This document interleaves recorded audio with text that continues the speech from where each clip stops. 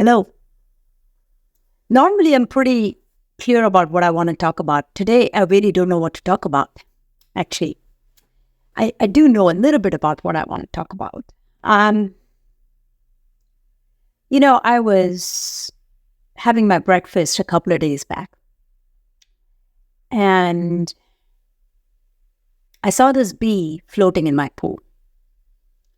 And I have been restoring my back garden to allow the bees and the butterflies to really kind of take off, because in many parts of the world, the bees and the butterflies are really dwindling in their population.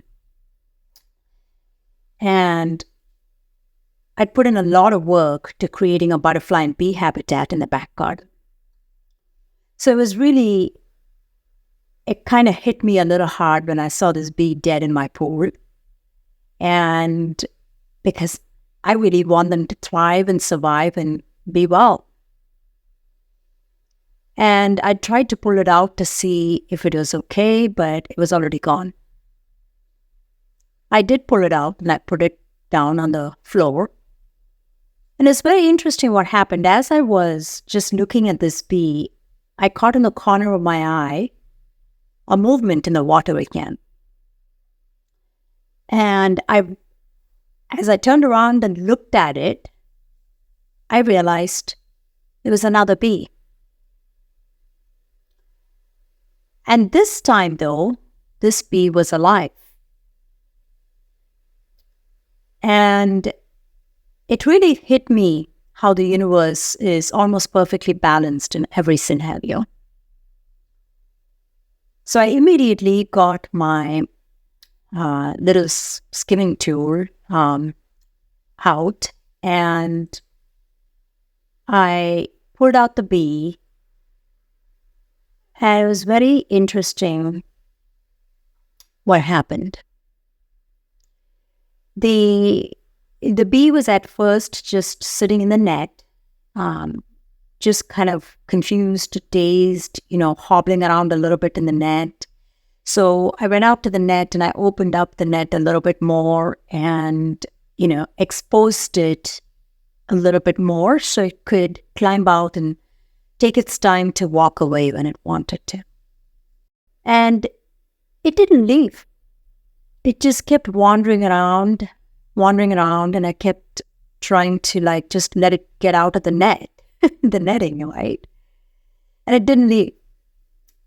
Then ultimately, I just gave it a little bit of a lift from the net. I try not to touch the insects because then the human scent gets on them. So it did get on the concrete, and it was still hobbling around. It didn't really want to leave.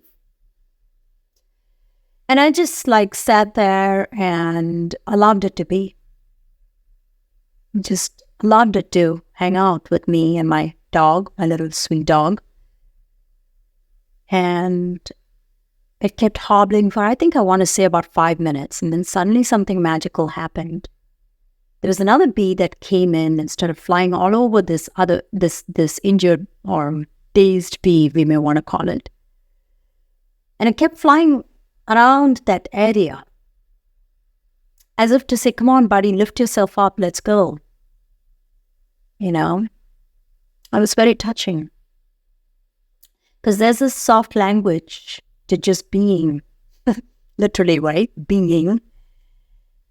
Just this beautiful soft language to being and allowing things to be. I was allowing the bee to be.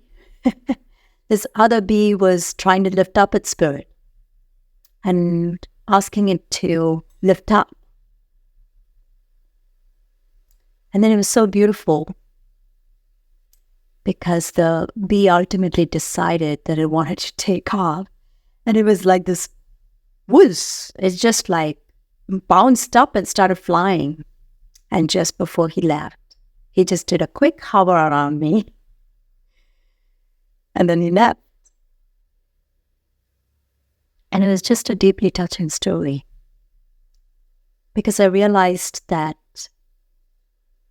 connection doesn't have to be always verbal. It can be silent. It can just be a presence. It can just be, here I am, I'm there for you.